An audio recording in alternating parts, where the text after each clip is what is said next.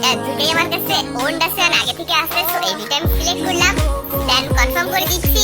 তো প্রত্যেকটা স্বাভাবিক প্যাডেড ইভেন্টের মতোই এই ইভেন্টেও ফার্স্ট স্পিনটা 9 ডায়মন্ডে।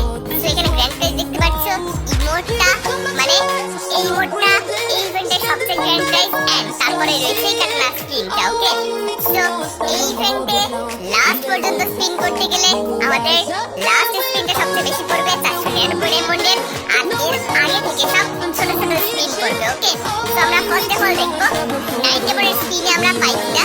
আমি জানি অনেকের লাখ ভালো আছে, 9 ডায়মন্ডের ভিতরে ইমোটটা পেয়ে যাবে। ভাই আমার একদম সাইডে গিয়ে পড়ছে। তো কারা কারা 9 ডায়মন্ড ইমোটটা অথবা কাটানা স্কিনটা পেয়ে গেছো অবভিয়াসলি কিন্তু একটু কমেন্ট করে জানাই দিও, তাহলে বুঝতে পারবো তাদের লাকটা অনেকটা ভালো।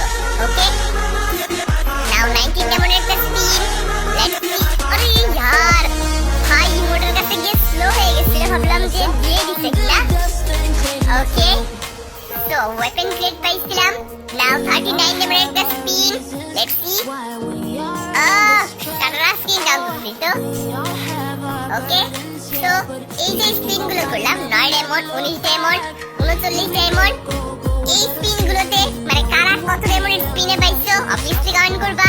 নাও 69 ডায়মন্ডের একটা স্পিন, আরে কাটানা স্পিনটা দিয়ে দে ভাই অন্তত, লাস্ট স্পিনের আগে দিবেই না।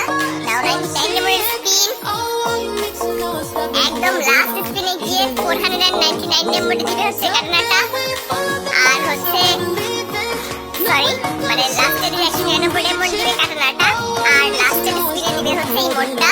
দেখে নিও, মিলাই নিও। আরে यार ফ্রি ফায়ার আমার কথা উল্টো করে ফেলছে। সো লাস্টের 199 ডায়মন্ডে কিন্তু আমি পেয়ে গিয়েছি ইমোটটা।